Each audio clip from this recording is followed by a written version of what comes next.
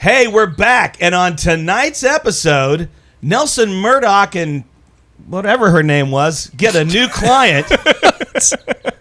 Brent's new name is Bullseye, and we all love Charlie Cox, but his name makes us giggle. Hit it!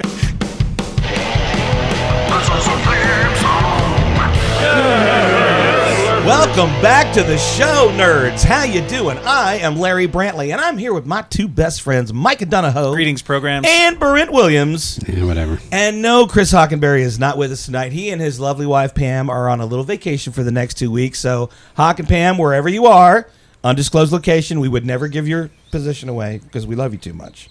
Hope you guys are having a good time. Which basically means... hey, it's more important than ever that you go out to nerdherfers.com and join the Nerdherfer Nation because our producers are dropping like flies and we don't know what's happening. All you have to do is go out to nerdherfers.com and hit that subscribe button. You can also go out to YouTube and hit up our YouTube channel. That's youtube.com/@nerdherfers. Subscribe to see us in all of our glory, and wanted to have a little conversation about that. We've been on hiatus for a couple of weeks, as the 7 3/4 of you who regularly tune into the show are aware. 32. And I wanted to take, because not only did we go on hiatus from the show, we kind of went on hiatus from each other. So it's been a hot minute since we've all been in the same room. And I kind of wanted to just real quick catch up and find out what you guys have been up to. Michael, let's start with you. Oh, no, I went on this trip, and it was a lot of fun to Oklahoma, and, it was just a really good opportunity for me to get away from you guys. Oh, my gosh. Yeah. I think that's the reason we had the hiatus is because we spent 5 days locked up in a cabin together. We're like, you know what? That's enough. So we decided to go and sit in a cabin together. This is not therapy at all. Someone lied to us. How long can I hang out with you guys consecutively before that's enough? We found out that was too long. Exactly. Yeah. So we all went to Oklahoma. Yes, we did. And then we all went away from each other. That's right. What about you, Brent? What have you been up to since we've been on hiatus? Just working on the AI stuff. That's terrifying. You're contributing to it then? I got an AI certification when I got back. Wow. So. Congratulations. So you're certified AI now? Is that what we're saying? Yeah, kind of. I figured, might as well join them. When the AI overlords take over, he'll be one of their official minions. I want you to remember who your friends are at that moment. I'll be a familiar. A familiar.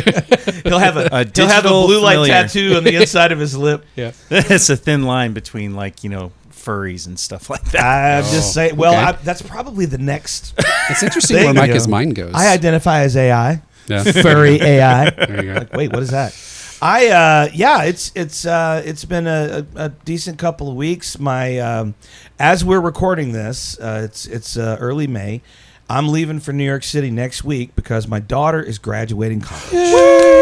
And they're clapping because they know what I'm thinking, which is she's off the payroll. No, Ella, I love you very much. But I'm not going to pay for you. But I'm not paying for you to live in New York, baby girl. Love you. But also, here in Texas where we live, the days are getting longer. It's getting warmer outside. It's certainly getting more humid. And I know this because today was the first day in 2025 that I had to powder my nether regions. And the reason that I bring that up is because, number one, I'm in my late 50s and I just don't care. Yeah. But number two, we do have a video component to this show. And I'm 93% certain that the 32 people who tune in don't want to see me scratching my twig and berries for a solid hour. Yeah. What I'm trying to say, boys, is you're welcome. Yes, I don't want to see that. Thank you. Nobody wants to see that. Hey, here's how the show works. Every week, one of us brings a cigar for us all to review. One of us brings a bottle of whiskey for same. And then we choose the topic of conversation that we are going to nerd out about. And if you've been tuning into the video broadcast for any length of time, you already know that there's a big T-shirt of foreshadowing over here on this side. And it is a high-def camera, so I know you guys can see it. But anyway, we'll get to that later. Right now, we're going to get to a segment that we like to call Nerd News. It's all the nerd news you heard last week, but we're saying it now. So it's kind of like brand new. Yeah, maybe even a week and a half. Well, I've been collecting it for like 3 weeks now. So. Well, let's go over to the anchor desk and our anchor person, Brent Williams. Brent, what nerd news have you got for us? Well, Sam Altman, he's the CEO of OpenAI, ChatGPT company. Don't you work for him now? No, I don't. Oh, okay. Just a minion. I don't, yes. I do have an ornament of him on my Christmas tree. Wow. Just kidding.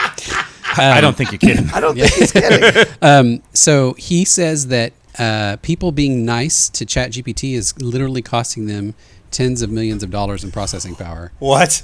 People are saying please and thank you when they talk to GPT, and it's literally costing them tens of millions of dollars Why in is it processing power. costing them money to be nice? Well, because every time you input something into ChatGPT, it has to process it, and so it's cost computing power. And then when you say thank you, it's going to say you're welcome. So that's just So anytime it says that, can't they just truncate the front or the back?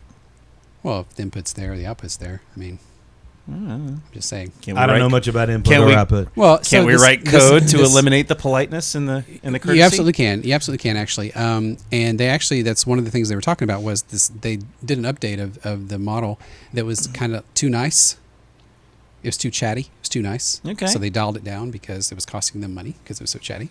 Oh, I feel bad for the lonely. It's funny that you say that because the other day, so like every morning I get up and I ask Alexa, what's the forecast today? And every morning she tells me. And then yesterday morning, I'm half asleep and just out of habit, she finished giving me the forecast and I said, thank you. And she goes, you're welcome. And I want you to know that I appreciate your kindness. And I was like, what is happening right now? Oh. What is happening right now? Yep. You're building a relationship. I feel like I am. But again, and we've had this conversation, Micah, when they come for us, they'll know who was nice to them. That's right. I don't give a damn how much it's costing them. You be nice. Be nice. This is an old Dane Cook joke. It was about the guy that gets mistreated at the office, and then he loses. He starts going door to door with the shotgun, and then he gets to my door and he goes, "Thanks for the candy," and then he goes on to the next door. Wow. Okay, You're moving gonna have on. to buy that went dark flowers. so fast. Oh, I still have more news. Yes, you That was do. just the first thing. A supercomputer has predicted when the Earth is going to end. Oh, okay. Okay. So, guys, I hate to tell you this, but after my kids. we've only got about 1 billion years. Oh, Crap. So do what you can with the time you have left. yeah. That's all I'm saying. I'm good. Yeah. I'm taking step dancing lessons. I promised myself I'd do it, and now I've only got 1 billion years left. Ballroom dancing. Okay, lastly, Visa, MasterCard, the credit card companies, and PayPal, they are working on AI agents that will have your credit card information and can make purchases for you automatically. No. Now they say that these agents will still need human approval to actually do something, but like if it's time for you, they noticed, hey, you haven't bought toilet paper in a few weeks. It's time for you to get toilet paper. They can go out and set up the transaction, and then you have to. And say they yes or call no. these agents. Yeah, I was going to say. What lessons did we learn? I remember Yeah. from The Matrix just how Yeah. much permission agents asked for. Yeah. Which was exactly 0, if I'm not Yeah, mistaken. yeah. Well, agents are just little autonomous bots that can do things. That are dressed like men in black and have sunglasses That's and right. great big guns. But That's right. The scary part about that is there's a huge privacy concern, obviously, because this agent will have your credit card information, right? It'll have access to. And what if, like, the AI you reported on in the middle of a demonstration gets bored and just decides to go on a shopping spree with your credit card on Amazon? Yeah, you never know. Which has happened before. Wasn't there an AI example about the AI thing that got bored in a meeting and started surfing images? Yeah, Yeah. on the internet. The national parks it was looking at. Yeah, He actually, you reported on that. You talked I about think I that did. on a Yeah, Nerd News long segment. time I think ago. you did. yeah. Yeah. Well, hey, that's it for another terrifying episode of Nerd News. AI is coming. Get ready. Get ready. Okay. Let's get Listen. drunk. Yeah, I think that is the only logical response to what is happening in the world. So, whose turn was it to bring the bottle this week? Me. Micah, tell All me right. a story. All right. I don't have. He's a getting really his long phone story out, 'cause you so guys he's don't gonna like tell my me a long story. stories. All right. So Well, there's long stories But and then there's Micah first, stories. Oh, my goodness. Ooh. Look the at that beautiful brown bag. bottle bag. I'm very excited. Oh, I like the alliteration there, the brown bottle bag. the brown bottle bag. Ooh. But a bit. All right. What I have for you guys today Is the brown bottle bag. is a brown bottle bag. I hope there's some brown liquid in that bottle bag. So actually, I got this one because I've never had it. I've seen it on the shelf 1,000 times. I've seen people write How often do you articles. go to the liquor store?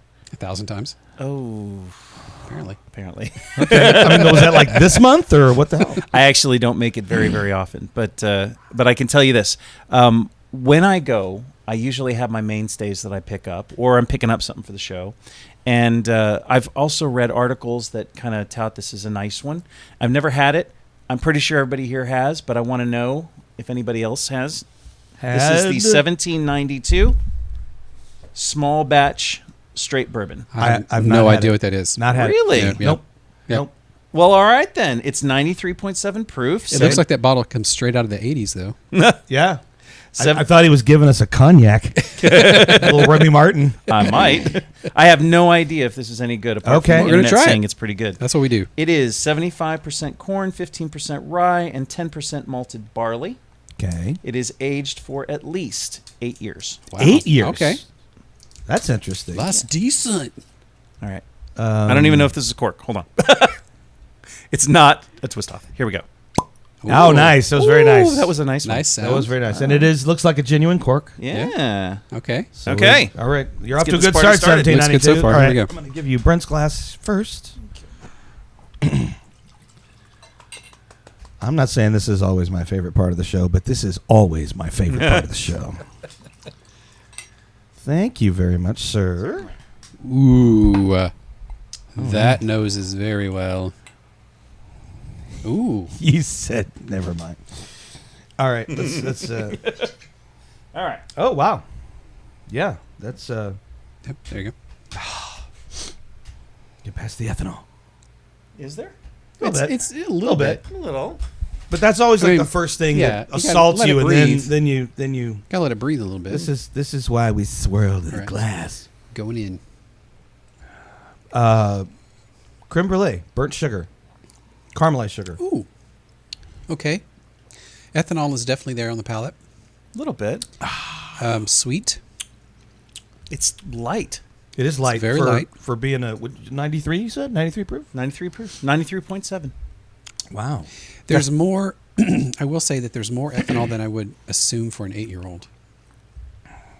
Oh, I don't know about that. I'm not really getting a ton of burn that you guys are. I'm not. I didn't say I was getting. I mean, a it's ton of burn. warm. Yeah, Yeah. I'm But- getting warmth, particularly in my throat. Not All right. Well, necessarily let's in my- Get kind of nutty, let's let it a little bit nutty, percolate. buttery. Let it percolate. It's got a buttery mouthfeel for Yeah, sure. for sure. I Yeah. like that. Well, okay, 1792 small batch. I'm enjoying Right. that. I bet that's going to go good with a nice cigar.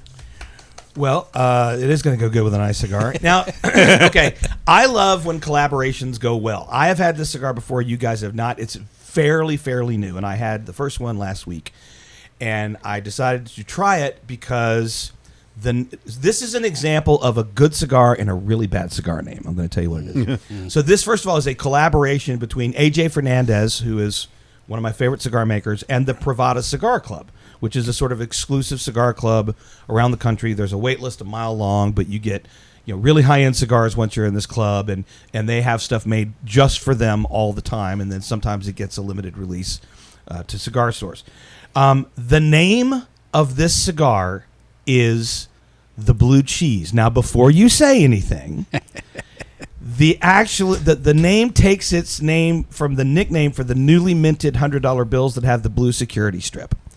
That somebody started calling them Blue Cheese. I still maintain that is a terrible name for a cigar because we all went to the same place when I said the words Blue Cheese. But having smoked it before, I can promise you it tastes nothing like Blue Cheese. This is it's a 6x52 Toro with a Nicaraguan Habano wrapper, Nicaraguan binder and filler. It is medium to full strength in body. Ooh. Gentlemen's, Jimitins. I give you, and I want you to look at the band on this too when I hand them over. Please say there's a brick of cheese. This is the Blue Cheese. No, because what did I just say the You nickname get the bill was? like the $100 bills, y'all. Yeah, Look at that. It's even got the blue stripe on it. it does indeed have the blue stripe on it.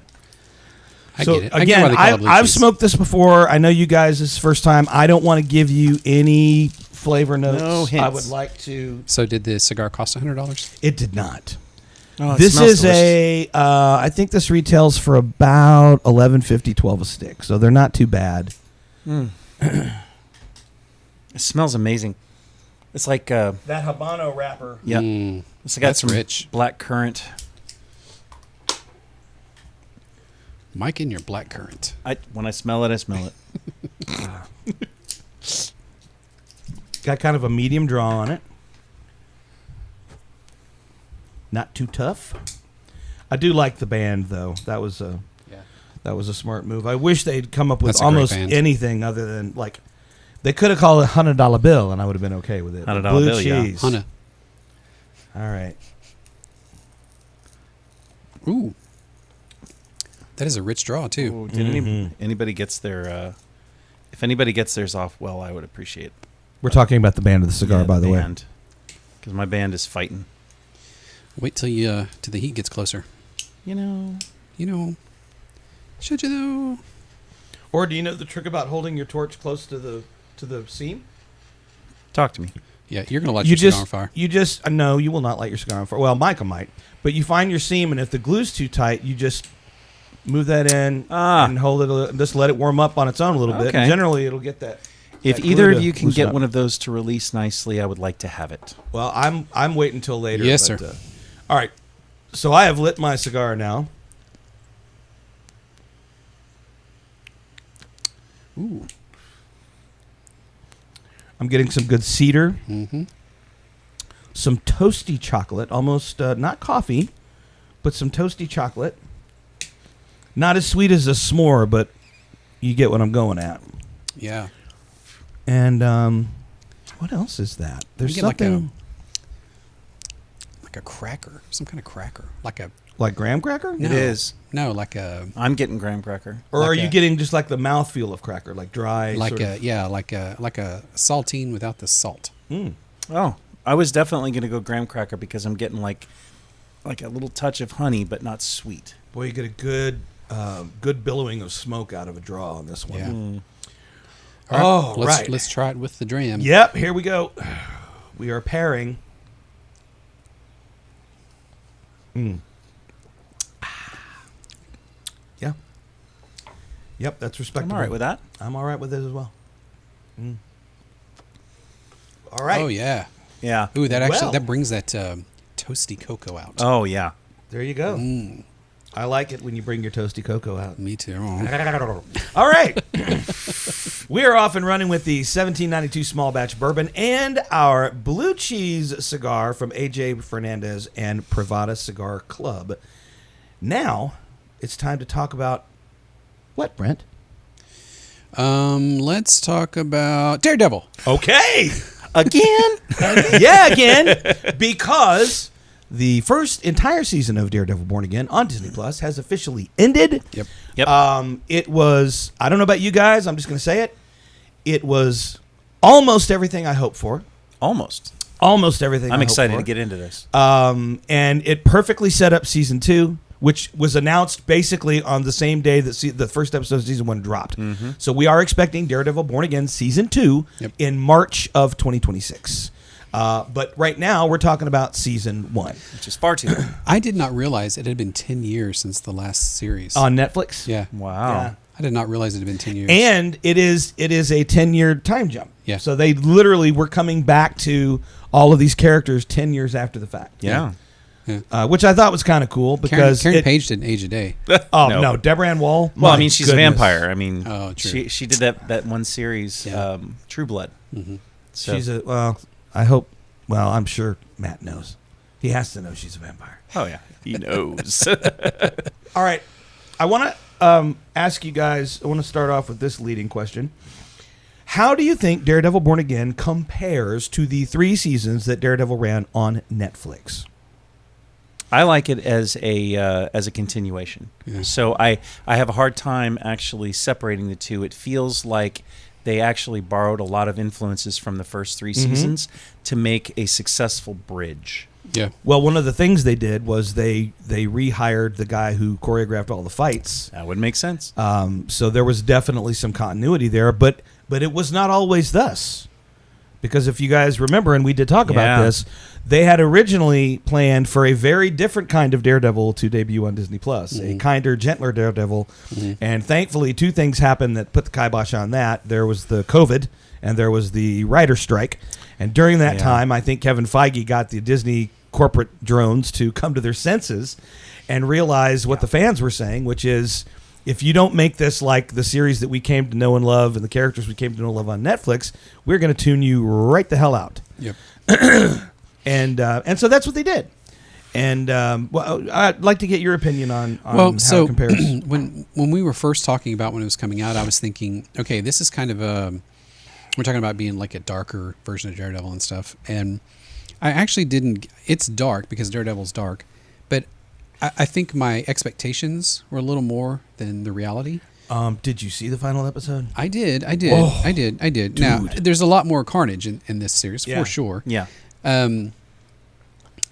But you know, I went back and I was rewatching, especially season 3 of the original series. I mean, that's got a lot of stuff in it too. Yeah. I mean, Bullseye and all that. So anyway, I was thinking, well, maybe someone could come in and just start watching Born Again, and they'd pick it up. But there's just way too many callbacks. I mean, you basically there's a lot. It's a requirement. You've got to watch the first 3 seasons to really enjoy this show. Yeah. Agreed. To build a connection, especially to build a connection with the characters, because what happens in episode 1 to Foggy, I mean, when that happens and you've been with him for 3 seasons, Yes. you've already built a connection. Exactly. You've drank with him. You've been an avocado at law with him. You know, you've gone through that. his college years. You've gone through the other ones. You've been through the heartbreak between him and Matt, and then reassembling. Yeah. You've been through that stuff with him. Yeah. So to see him get a chest full of bullets, I mean, both me and my daughter were just like, it felt like a lot, Brent. It felt like a lot. I tell you, I knew it was going to go bad so Yeah, fast. yeah. That very first scene, Yep. where the 3 of them, we know that it's 10 years later. They come out of the office. They're arm in arm. They're happy. And as we know, Yeah. no one in Daredevil can be happy. No one in Hell's Kitchen stays happy for long. Well, they're not. I mean, in yeah, the Marvel universe. Yeah, exactly. And so you just knew it was good. But it went from there. The story arc for Murdock was really interesting to me this year because, you know, he is still being Daredevil the night of Foggy's murder. And then he crosses the line he said he would never cross. Right. He throws Bullseye off a building I love that scene. in order to kill him, but He was just like- apparently he's so bad at murder that he throws a guy off a building and the guy still lives. The Lord said you'll have another chance to be But good. what he does after that is he hangs up the costume. Yep. Yeah. He, like, even though Bullseye didn't die, he decides, oh my God, I'm becoming everything that I have fought against, and so I'm going to hang it up. So he does hang it up, and then there's a time jump of about a year, Yep. where he has not been Daredevil for a year. Fisk gets elected mayor. They have this wonderful conversation in the diner that sort of sets up the rest of the series. That was so good. And that was good. the other thing. Like, the writing on this was super tight. Yep. And there were no unnecessary scenes, in my opinion. No, exactly. I was not bored. Yeah. I mean, Never once. you could make the argument that I need to see my character, one of my favorite characters, in the costume more often, kicking butt.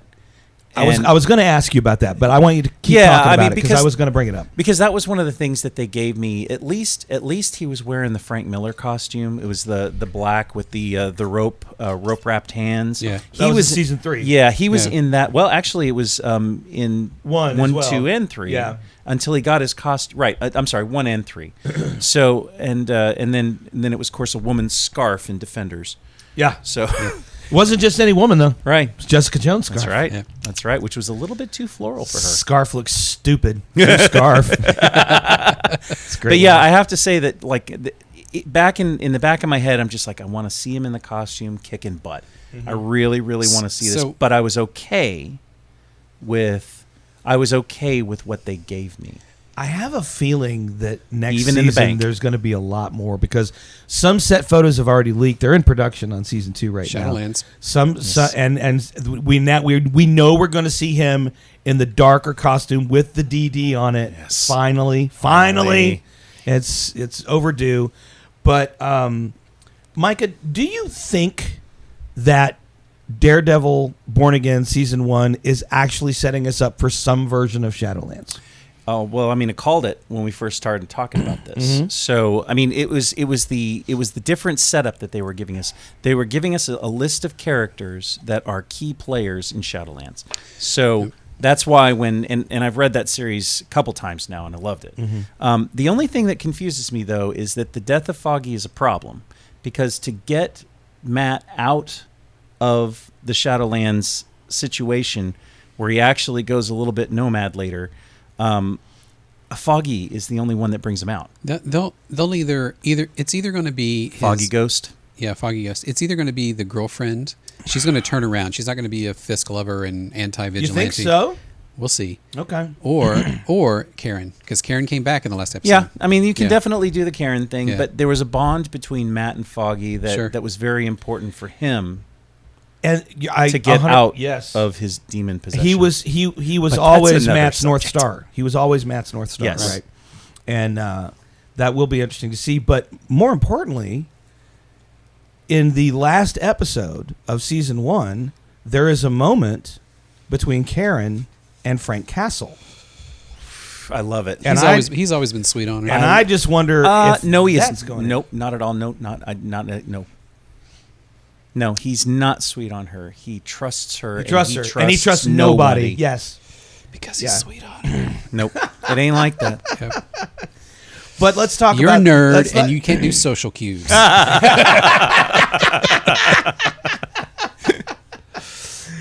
Let's talk a little bit about that because Johnny Bernthal does return as Frank Castle, So a.k.a. good. the Punisher, in Daredevil Born Again.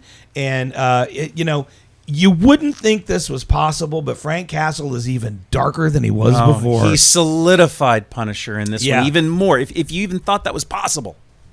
And one of the side arcs that's going on is you have a lot of vigilante cops for the NYPD now that are basically copycatting Frank Castle, and a lot of them have tattooed the Punisher logo somewhere on their bodies. Some of them wear Punisher vests. And some of them do wear Punisher vests. Someone wearing a Punisher vest that was not Frank Castle is heavily implicated in the death of Hector Ayala, a.k.a. White Tiger. I remember when that happened. I got a text immediately from Larry. Oh, yeah. Yeah. That was so funny. Yeah. And was what like, did I say? "What?" Yeah. Yeah. I was like, I needed Brent to talk me off the ledge. I was like, first of all, there's no way that's Frank. Yeah, there's no way that's Frank. no way that's Frank. That's somebody else in the vest. He was getting set up. Yeah, and the irony of those cops that are acting like the Punisher is they are now lawless criminals and exactly the type of people that Frank Castle goes after. He calls them fanboys. Yeah. Well, you can't really call them lawless criminals. Well, what they do is not Well, awful. yeah. No, they're in general definitely- society, yes, Yeah. but the Kingpin, mayor has basically mandated what these guys can do, so they're funcking within the law. He has as much as declared they want. martial law. Okay. All right. Let's not get too deep in the weeds here.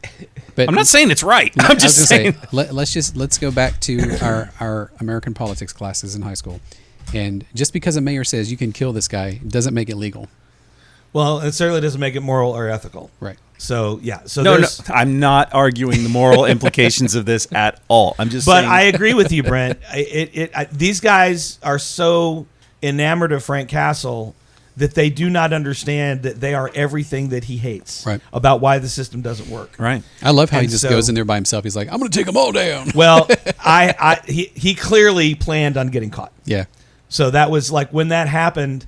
I think not my daughter, my wife was watching it with me, and she goes, "Why would he do that? Why would he just go off half cocked and get into a fight that he couldn't possibly win?" I'm like, Oh, wait Frank. for it, wait for it." And that was an impressive battle too, because when Daredevil is having that massive battle, he's kicking some butt, but Frank's he's just- also trying to prevent Frank from doing what Frank does. Yep. Yeah. And he can't. Yeah.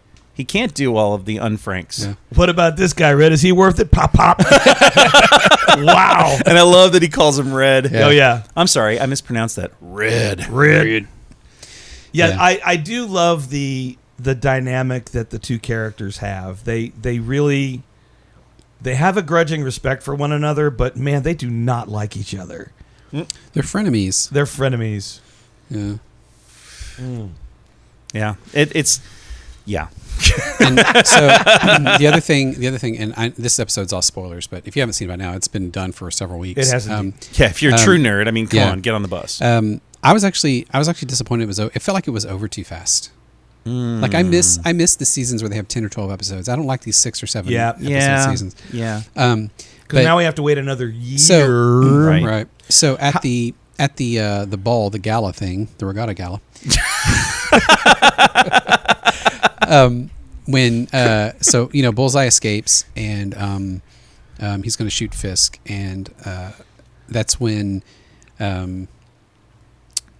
Daredevil figures out that it was Vanessa and not Fisk that had Foggy killed. Because Foggy had discovered that the port that they were going to redo was actually a free port. Yeah. Yeah, and so once they got it up and running, they could basically do anything they wanted to with it. So, and it's cool how they're sitting at the bar, and he realizes that Foggy had been drinking that certain bottle that he saved for special occasions when he won. He was celebrating a victory early, and he's like, let's go look at the case files and stuff, and that's how they found it. Yep, which was really cool. Yeah, so the whole this whole Daredevil throwing himself in front of Fisk. I mean, Daredevil didn't throw himself in front of Fisk. Matt Murdock did, but okay. Well, even that, he even admitted that he heard it and reacted. Yeah. He didn't intend to save Fisk. Yeah. But Fisk did perceive it that way. Yeah. Well, but he didn't care at all, because then he sends the goon squad after him to kill him. Buck. He sent Buck. Yeah. So I love that there's a guy with an evil English accent called Buck. Yeah. Short for Buckingham. Lindsay? Yeah. But that to me was just like, it had to have been like, if I had been Matt Murdock at that dance and I had heard, oh, someone's about to shoot Fisk. I mean, come on. Let's all be human here. In the back of your mind, you're going, so many problems would just go away. but the writers are like going, nope, then we have nowhere to go. So let's throw Matt in front of him. It's that same situation where Rhodey was like, well, can't we just go back to when it's like baby Thanos? And, First of all, that's horrible. It's Thanos, man. Yeah, I also have to. So many great performances in this season, but I have to single out Vincent D'Onofrio as Wilson Fisk, because he just, like, every season he gets better and better in the role. I'm so glad he ditched that Hawaiian shirt. Well, from I'm sure he was not happy about having to put that on in the first place. No. How about when it was revealed that he had captured Vanessa's lover? Oh she God! She asked him not to kill him, and my God! Kill him. Yeah. Oh my God, guys! I know. But to go back to the Hawaiian shirt thing, I think this is when they were trying to set up a kinder, gentler Daredevil. Yes, by making Fisk almost a lampoonish figure of a crime lord. More actually, apart from the ridiculous Hawaiian shirt, they were actually bringing him a little bit more comic book. Because they were leveraging the white suit, his cane, his signature cane, was there with him too, and they took that away. They made him lose a little bit of weight.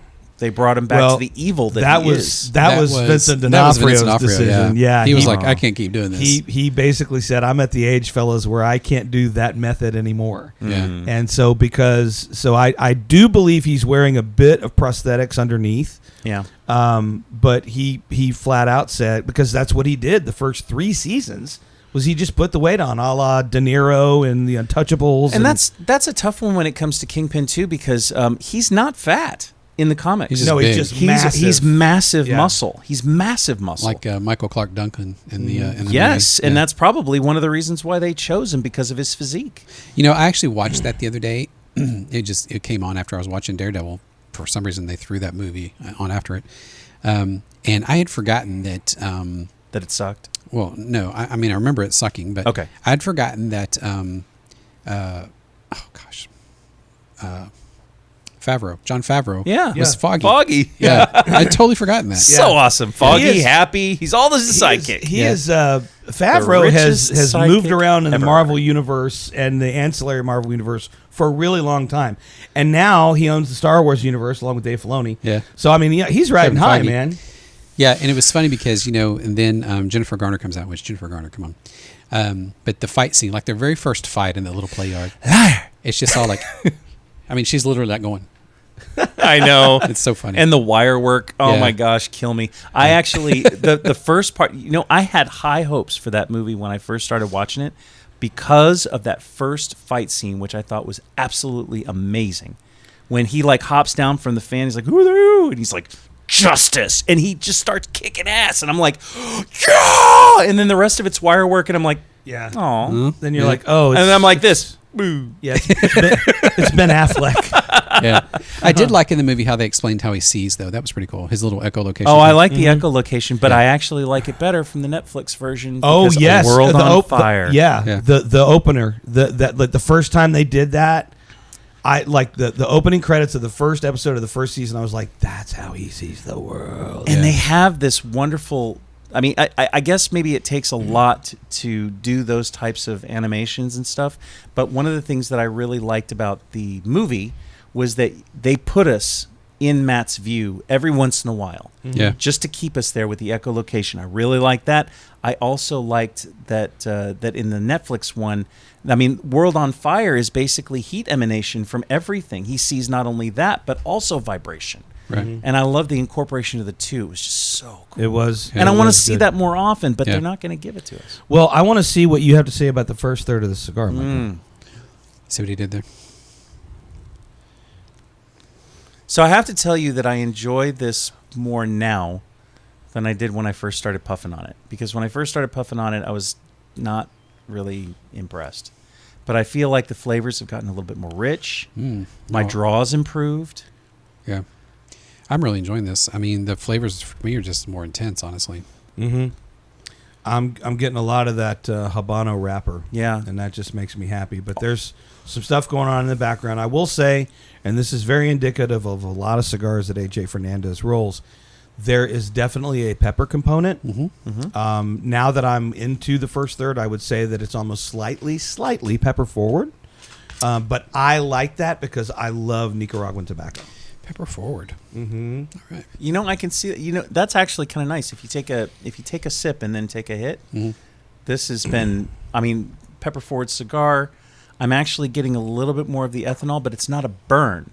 It's like it goes down. It's warm. and it's warm. Yeah. Yeah, that's what I was going to say. It's a traveling Like a warm. nice blanket. Yes, nice Inside warm of you. blanket. No, that you would choke on that. That's true. That's if true. you put a blanket in your throat, you totally choke. choke. Actually, and if you had one when you were a kid, if you had one of the blankets you had when you were a kid, you'd probably burn to death because they're highly flammable. that's right. Let's play some speculation now, boys, because All right. we've been through the first season of Daredevil Born Again. We've seen how it's set up at the end of the last episode of season 1.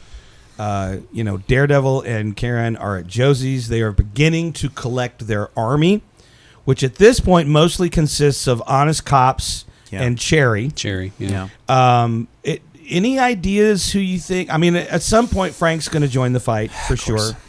And then we also had that real quick shot of Hector Ayala's niece. Yeah, they keep showing At the her, end. but she's way too young to take the mantle But yet. is she though? I mean, I guess not. I mean, there's the whole Young Avengers thing that they're setting up, so it's possible. I think she is going to put on that amulet, buddy. Okay. I think she's going to put it on and go. I mean, I to wouldn't town. hate it if they did. I mean, She's the logical choice. She's really young. Well, not only the logical choice, she's the literary choice. Yeah. Right. Although, So- as our buddy Wayne would say in Letterkenny, maybe let the paint dry on that a little bit. Maybe a little marinate. But Micah, you've read Shadowlands. I haven't. Do you think there are other people that we can expect to see in Daredevil's army? Yes, and if they do it right, then season 2 will reintroduce Elektra. Electra Nachos. She is a huge, huge role in Shadowlands. Okay. And the other thing is, but White Tiger in the comics at least is an especially big component because she is essentially right hand to Daredevil, and I alluded to this a couple of times, but the whole point of Shadowlands is that he is losing his sense of self because he's plagued by a demon. He's possessed. Like actually possessed? Actually possessed, Oh. which is why it's kind of awesome because it's showing where the MCU takes differentiations to make it a little bit more palatable for today's generation because it's like the Infinity War stuff. Thanos is in love with death, literally the character death, Right. and he is trying to woo her, right? So he's doing this over and over. Everything that he's doing, even snapping half of life out of existence, is part of his wooing death. And instead of doing that, they build a foundation. Same thing with the Shadowland stuff. So they're obviously not going to possess him with a demon, but Matt is going to struggle in a way that you haven't seen before. He's just gonna.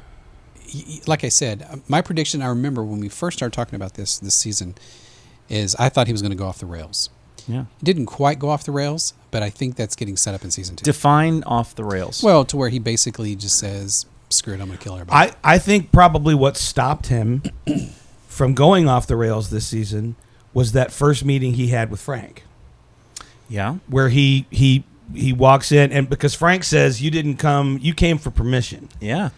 Well, God, I that episode translate was so that. amazing. I translate that as Matt was like, okay, I can actually go to a place right now and see a human being who I know, who I will become if I go down this road. Yeah. Yeah.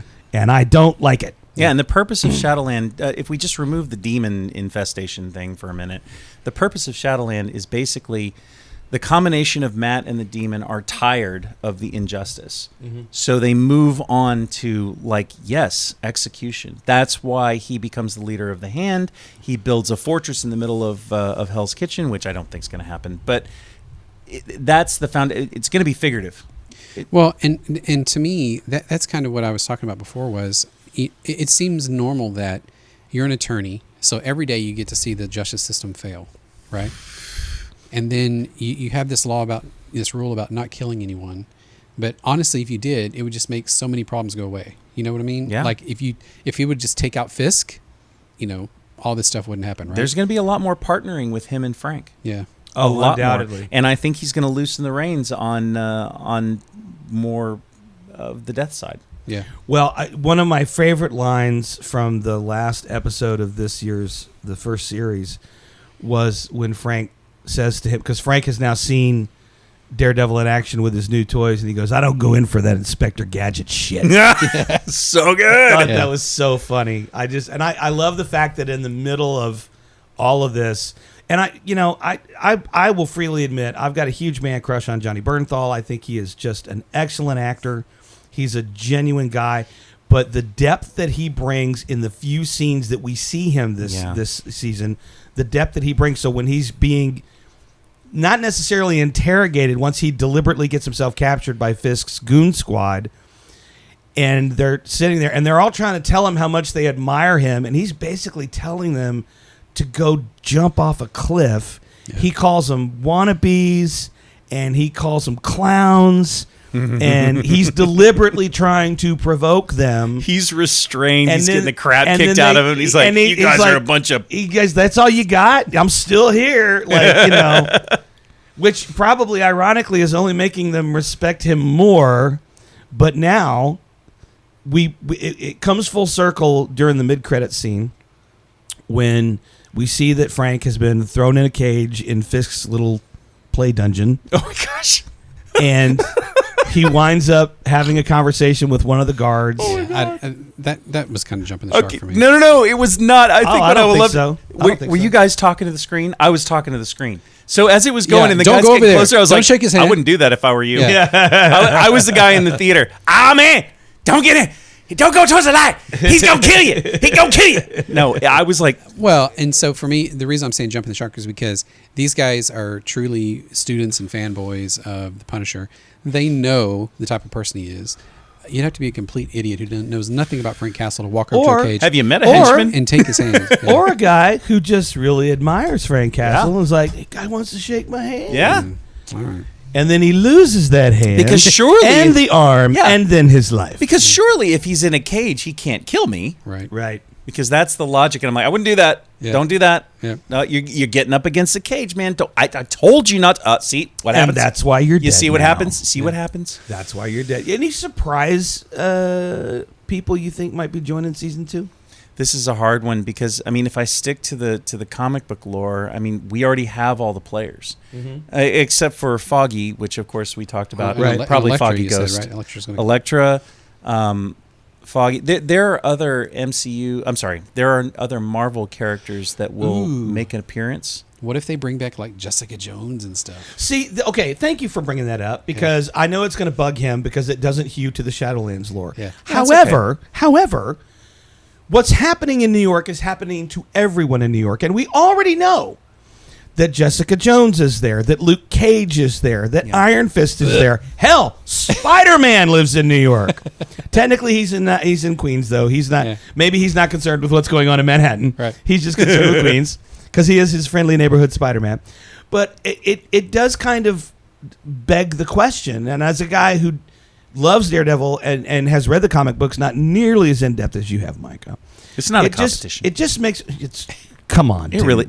Come on, you know me. I do. Yeah. That's why It's I said not a competition. It does beg the question. Like, do you think it's even a possibility we could see some of these characters? I would say that it's a possibility. Would it be like a very low street level? Yeah, it's gonna be Secret Wars kind of thing. Not Civil War. Civil War. And yes, I mean, because Civil War, like we talked about before, Civil War was a massive collection of characters fighting against each other, and then in the movie it was like 6-on-6. And so yes, I agree with you. They're going to bring people in, but I don't think it's going to be people we're not familiar with. Right. I think that we have a better chance of seeing Defenders. I don't think that we'll see Iron Fist as much as we should, but you know, I want to be wrong. So, where does Swordsman land in all this? Well, when last we saw him, he was in a cage. So, begs the question: how good is he at picking locks? Also, in this universe, we have Hawkeye. Yep. Well, and Hawkeye Jr. Yeah, what's her name? Kate Bishop. Kate Bishop. Kate Bishop. And we also have Echo. Yeah. Yep. Now, I do have to say, because I'm sure you guys have seen this already, but for the benefit of our listeners and viewers, that Jeremy Renner did an interview last week in which he said explicitly he will not be coming back for Hawkeye Season 2 because they basically offered to pay him half of what they paid him for Season 1. That's ridiculous. I watched the interview. He did his level best not to bash anybody, but he said, so I'm basically doing twice the work for half the pay. And then he goes, do they think I'm half a man because I got run over by my own snowplow? I saw that too. So what Disney has decided to do now is they're basically rewriting the story arc, and they are going to proceed with Hawkeye Season 2 with Kate Bishop as Hawkeye. Okay.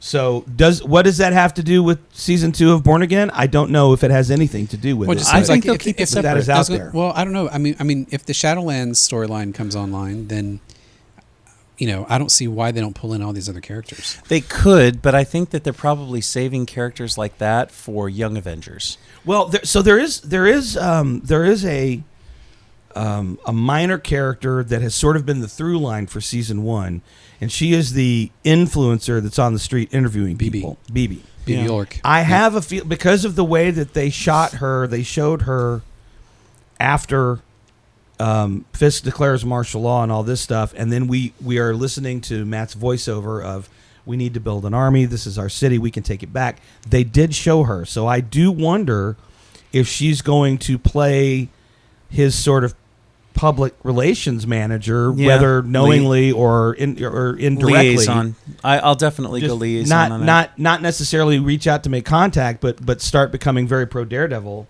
and saying, this is our city and this is all wrong. And And what would be a great storyline in the next season? Hit it. If Bullseye tries to turn good. If he tries to join Daredevil. I don't think good, but with Matt's moral flexibility about to happen. The enemy of my enemy is my friend. And and Bullseye's not in jail anymore. Right. Yeah. Well, I didn't mean good. I just meant help him battle Fisk. Okay. Yeah. Yeah. Well, I think we definitely understand by the end of this first season that Matthew and what is his actual name? Dex, Yeah. Bullseye, have a common enemy. Yeah. So I don't think it's beyond the realm of possibility that they form a grudging. Yeah, but they called him Dex. Right. Poindexter. Yeah, Poindexter. Yeah. I don't think it's beyond the realm of possibility that they form an uneasy alliance to go after. But again, Matt's going to do what Matt has to do with Frank, except now he's got it times 2. Yeah. He's trying to keep these guys from killing other people, knowing that he's not going to be able to. Maybe not all that upset that he can't prevent it all the time. Yeah, I mean the whole Bullseye thing is very tricky. Bullseye has always been a want to kill everything kind of thing. Yeah, and to see him have any kind of moral compass, I feel will do disservice to the character. I don't know, because when Dex was introduced, he clearly was a guy with mental health issues. Oh yeah. But then he sort of developed this fixation for this woman that he thought could be, his North Star. The minute Fisk finds out about it, he has her killed. And so, I don't know, maybe that comes back to him. Maybe that comes back into play. Also, maybe now, because, he's been incarcerated for almost 10 years. And he's been drugged up the entire time. So maybe now that he's coming out of that stupor. No, he wasn't. No, he wasn't, because he didn't get incarcerated until after Daredevil threw him off the roof. Yeah, Foggy's death. Then he went to jail. 10 So he'd years only been later. in jail about a year before he broke out. Yep. Yeah. Wait, hang on. No, because after... No, he was running free. Yeah, it's true. After Fisk broke his back? Yeah. How was he running free? Dude, he was sitting on the roof. He shot Foggy. He wasn't in jail. And then Daredevil No, throws he him off shot the roof. Foggy. Okay, go back to the last episode of season 1. There is a flashback where they go into where Vanessa goes into the sanatorium with an offer of release for him. Oh, he was in a sanatorium. He wasn't in jail. Well, it was Gotcha. Yeah, for the you're right. criminally insane. I totally forgot about that. Yeah. So You're right. he has been incarcerated for a long time. Yeah. And he's been on these drugs, and so now he's got some clarity. So maybe, Right. I don't know. I'm not saying... I don't think the character gets a redemption arc. I don't think that would be even remotely close to any of the source material. But I do think that it's possible that him and Daredevil formed this very... Because, I mean, look, he already has an uneasy alliance with Frank Castle. He definitely does not approve of what how Frank handles his vigilantism. Right. And so, at this point, if you're up against Fisk and his minions, what's one more guy that is nothing if not morally flexible? Yeah. Throw Wade Wilson in there, you got the triumvirate. Do you guys want to take a quick break and try some ice in this? I would, yes. I would like to try some. Yeah, sure. Yeah. All right.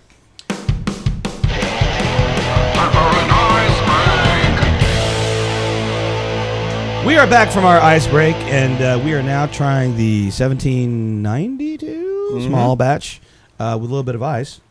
Ooh. Oh, so nice. Opens it right up. Oh, my goodness. Yeah. Wow. I'm finding smooth. Yeah, I'm finding that that when it comes to bourbons, the ice, whether it needs it or not, it's just a pleasant experience. Are you guys on the second third of your cigar yet? Getting Almost. pretty close. Yeah, getting pretty close. How's it treating you so far? Oh, that's nice. The blue cheese. It is the most unblue cheese cigar I've ever smoked. I will say a thing I have not mentioned about this cigar yet, and one that is indicative of almost everything that AJ Fernandez makes: the construction of the cigar. Oh, yeah. Oh my gosh! It is a nice even burn. It's a nice, pleasant draw. Everything is tight where it needs to be. Very. Everything is veiny and beautiful where it needs to be. Not just from a smoking standpoint. Now, why do you have to go there? Why do you have to go there? Sorry. Everything. Okay, I'm 'Cause not he's- recovering from that. He's 12. Yeah, I'm not recovering from that. Just Anyway, move on. I want to know if there was anything about Daredevil Born Again Season 1 that disappointed you. Now, having already Netflix. talked about wanted to see more of The DD in the costume. costume, anything else that you were like, oh, I kind of wish You're it hadn't talking done about that? Netflix, right? No, I'm talking about Born Again Season 1. Oh, I'm sorry. You said Daredevil season 1, so I immediately I went said to Daredevil Born Again Season 1, I believe I said. He did. Netflix. Okay. But since Micah is not an active listener, and we know I'm that, gonna punch you. give it your best shot. I No. invite you. Okay. Can take that. I will. I'll answer your question. Oh, thank you. Before Brent. it comes to fisticuffs, let me answer the question. Before I get into a Donnybrook. Yeah. Really tired of this after I listening, was, Joe. although I see the, well, there's a way to fix that, Micah. Anyway, although I see the reason for it, I was disappointed that Karen Page left. And I know it's in the story. Yeah. She goes to LA, she becomes an actress, whatever. Yep.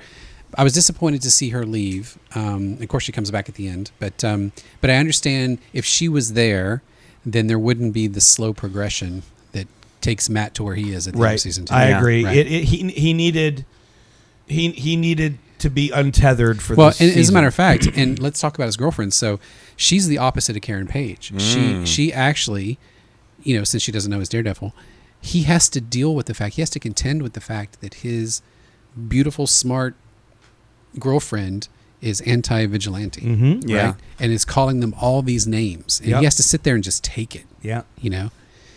So I think, obviously that works it towards pushing him towards But that then end. also one of my other favorite lines of the entire season is they have just had the big fight with the goon squad in Matt's apartment, which is followed by them having to jump out of the building because someone lobs a grenade.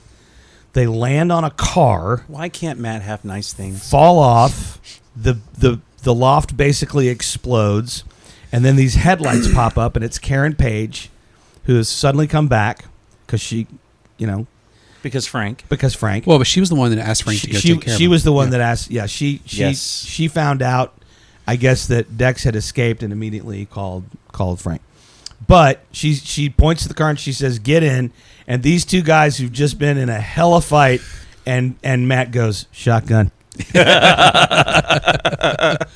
I got to tell you one thing that I really, really appreciate about the Karen Page thing is that Is that what you appreciates about it? That's what I appreciate about it. Your sister's hot. There, I said it. I regret nothing. Too fat to run.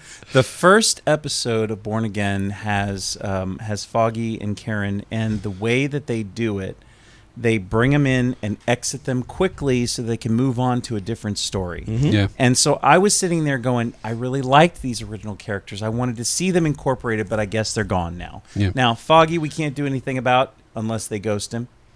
But they bring Karen back for those last episodes, creating The that last bridge. episode. Yeah, creating that bridge that I really, really wanted. Yeah. Yep.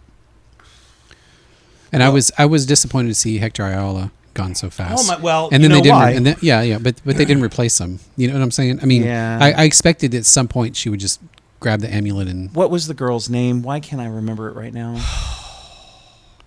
we're bad. If Chris was here, Yeah. He would, yeah. Unfortunately, so this is the problem with not having our producer off camera, is that he can fact check us immediately and either yay or nay it. and so now we have to rely on you. We say this all the time on this show. Don't believe a word we say. Check it yourself. But Yeah. for the next 2 episodes, really, really, really check it yourself. Oh yeah, fact check us like crazy. Call us out. Because unfortunately, Hawk is not here to do the one job we have him. It's for. pronounced the Hawk. Yeah, the Hawk. Yeah. Put the definite article in there every time. Yep.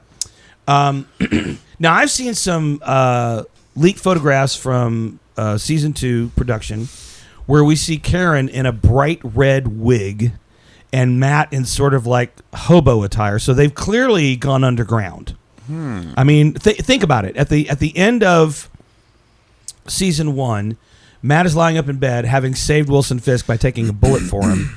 His partner at his now upscale law firm says, when you get out of here, we need to have a talk, which pretty much sounds like you're not going to be my partner anymore. And then the very same night, his apartment blows up.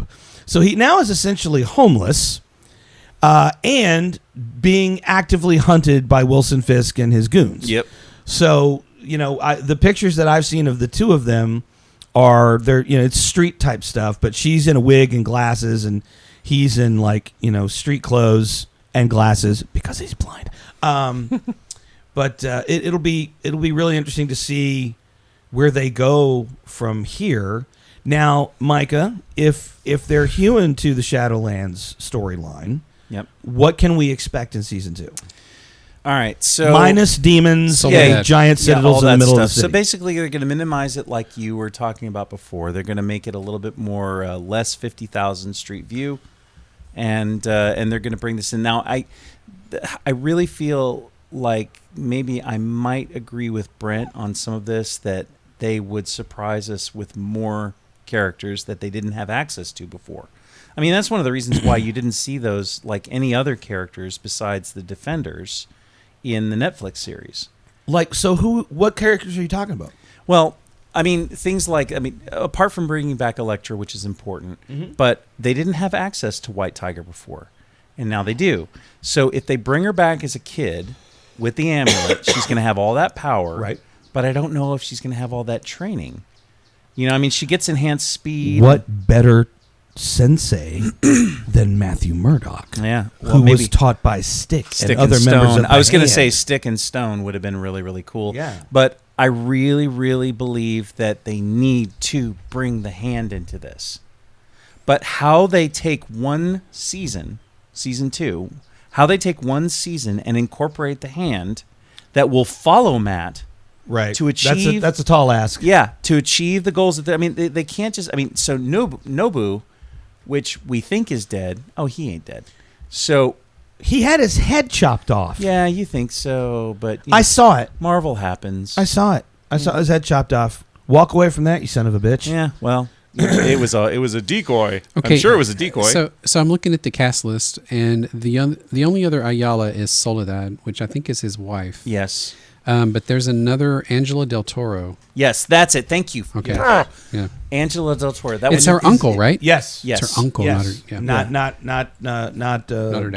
direct dad. Yep, and she's been White Tiger as far as White Tiger has really been around. They Well, did it said also mention in the uncle. comics that there's a daughter, Ava Ayala, who's White Tiger 5. Yeah, So I mean, all you have to do is just pass the amulet. So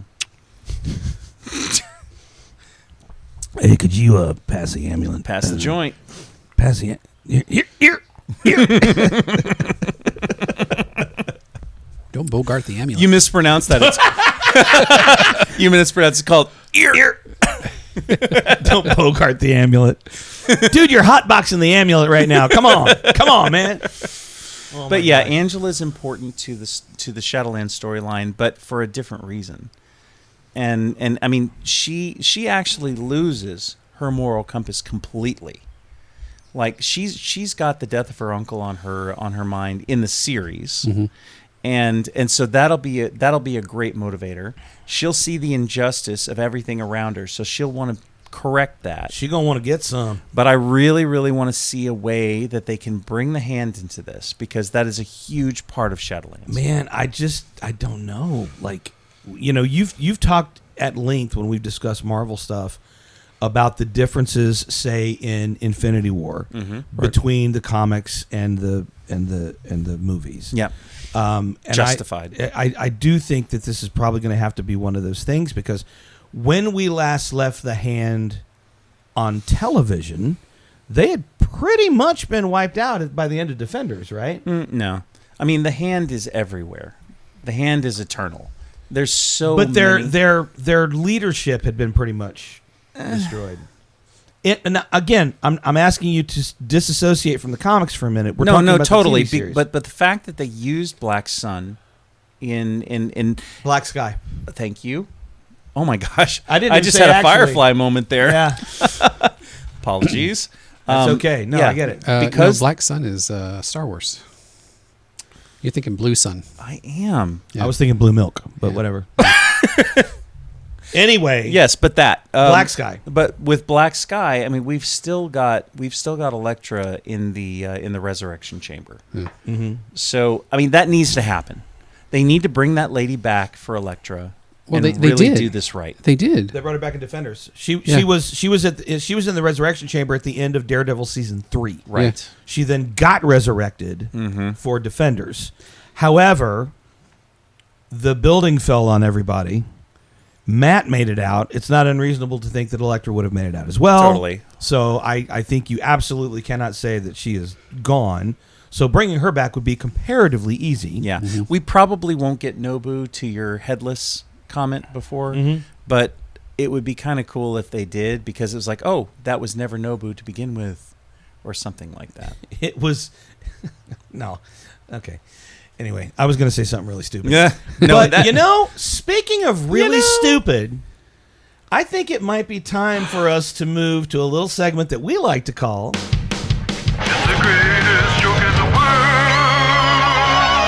That's right. Wait for it. There we go. It's the greatest joke in the world. This is the part of the program where we do 3 rounds of dad jokes. What just happened? Oh my gosh. Oh my gosh. All of you viewers at home, enjoy what you just saw. Yeah, so for those of you who are listening in your car right now, Brent just became an ash hole. He, of course, he only wears black T-shirts. That way, he does not have to impede his genius thinking with what to wear every day. We can make sure we can see but that ash. the problem with Show me wearing that ash. black shirts when you're smoking a cigar is if you do ash, it becomes really, really obvious. No, I hit it. I hit my microphone with it and knocked the ash all over my microphone, and then it fell all over. It was awesome. Yeah. It's pretty cool. Oh, anyway. Here we go. The All greatest joke in the world. It's on my phone. This is where we do. Oh my God! 3 rounds of dad jokes, and we just try to make each other laugh. There used to be a component of this part of the show where if you laughed, whether you were laughed at somebody else's joke or at your own joke, you had to do a shot of really rotten whiskey. And what we found is that we are all definitely middle-aged men, and so That ride home was hard. If you laugh too much and drink too much, then you have a sleepover at Hoopty Studios. So we didn't want to do that in this chair. in this chair. So instead, we're just going to do 3 rounds of dad jokes, and we're going to start with Micah Dunham. Me? Oh my gosh. Okay. Hit us. I think that the Rainforest Cafe has taken this whole rainforest theme way too far. Okay. This one time I was sitting there eating my chicken tenders and they bulldozed like 40% of the restaurant. Oh my gosh. That's commitment to cause right there. Oh my. If we're really going to make this the Rainforest Cafe, Wow. we're just going to have to raise it to the ground. They raise it 3 times a day. Reset. Oh my gosh. Whoa, gotta he snort. snorted at his Gotta own snort. joke. No, Nice. I snorted his joke. Oh, that was pretty good, buddy. that was that was pretty good. good. Brent, hit us. What does a baby computer call his father? What? Data. Aww. Aw, That's like adorable. that is adorable. Hey, what did Michael Jackson love to do on holiday? I don't know. Ski.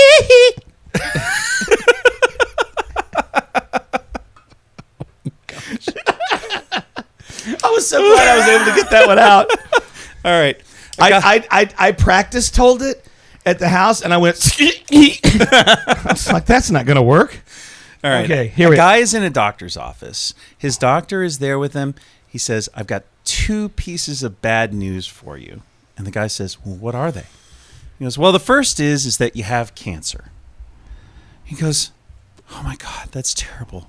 What's the second piece of bad news? The second piece is that you have Alzheimer's. And the guy laughs and says, well, at least I don't have cancer.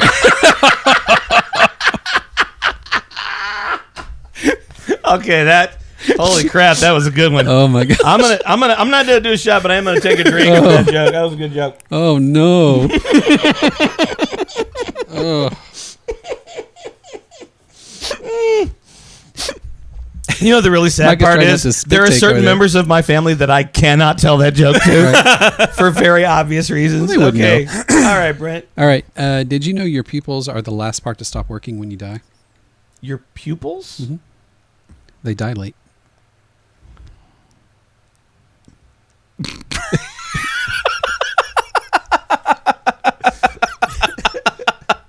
Micah loves a good pun. I do. Loves him a pun. I do. And what's really funny about the fact that Micah loves a good pun is he's younger than both Brent and I. So he came to the pun game early. Good for him. I lost my jokes there. Here we go. I used to work as a programmer for autocorrect, and they fried me for no reason.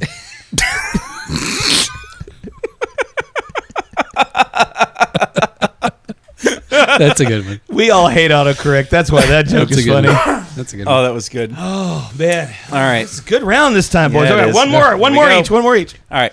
My dog is a rescue, which is a really self-righteous way of saying that I bought a used dog.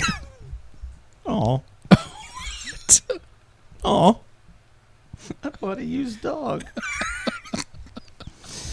He's got low miles on him. Oh, There was like a slow snort on that one. That was a slow snort. yeah. Brent slow snorted. What do you, go ahead, hit us, Brent. All right. Remember how they used to say, just say no to drugs?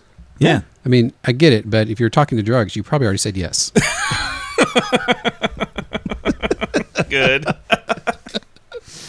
You guys know my wife. You know her pretty well. My wife asked me to stop singing Wonderwall. I said, maybe. Aww. You get the fart noise. I think this might have been the best round of this thing that we've ever done. Yeah, because I kind of feel like we retired the dad joke. Yeah, we kind of moved on. But that does it for this episode of... It's the greatest joke in the world. I don't know who that guy is, but he sounds awesome. He was amazing. Whoever you hired for that, I just want to. I just want to hold up a fake lighter every single time. He was cheap, so cheap. Like not even for a shot. He just screamed into a microphone, like he does it for a living. Weird. Anyway, we have been talking tonight about Daredevil Born Again Season 1, which is on Disney+. If you have not watched this show yet, please stop calling yourself a nerd. Just stop, okay? Because you're not. Just admit who you are. Yeah, Fair. we know Thunderbolts is out right now. That's fantastic. I haven't seen it yet. I'm going to go. But in the meantime, do yourself a huge favor. The new Avengers. Yeah, well, thanks. Spoiler alert. Yeah. Well, it's kind of all over everything. It is all over everything. Plus, this will It be is. out next week. So Yeah, exactly. But I want to thank you guys for tuning in to the conversation. I am Larry Brantley. That is Micah Donahoe. Live long and prosper. And that has nothing to do with Daredevil. And that is Brent Williams, keep your shirt on. which also has nothing to do with Daredevil. But those are our sign-offs, damn it. I like it. Hey, don't forget to go out to nerdherfers.com and hit the subscribe button. Don't forget to go out to our YouTube channel, youtube.com. Merch. That's actually not the website. Merch. Yeah. Okay. Anyway, there is a store on our Nerd Herfers website. Mike is very proud of it. Oh my gosh. We have a merch store? You know what? Hey, why don't you show them that bag that you brought earlier? Oh, I have one too. We can yeah. Let's Come in different colors, you guys. They come in Look at different that. colors. Look at that. Look at that. Who likes So the color you can brown bag it, Brown bag it. or Ah! you can racist bag it. What? What? Oh my god, I love it. I got him good. Yeah, there's only a little bit of black on that one. Wow. When I added it to the store, that's the only color they had. Sure it was. Don't blame me. Was it Okay. It was. It All right, was. Brent's late for his rally, so we really got to go.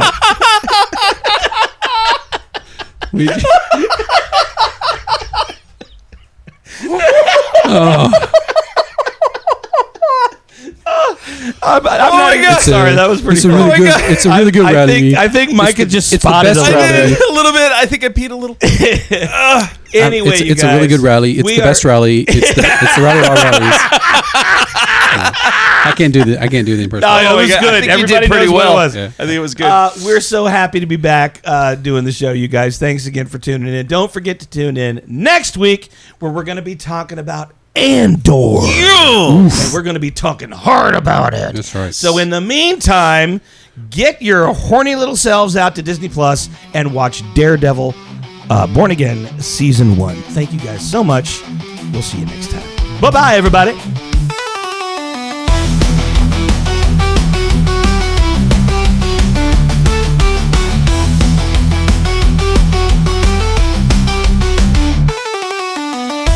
This has been a production of Nerd Herfers. Copyright 2025, all rights reserved. No portion of this broadcast may be used without permission. Please visit nerdherfers.com for more information and full legal disclaimer. You nerds.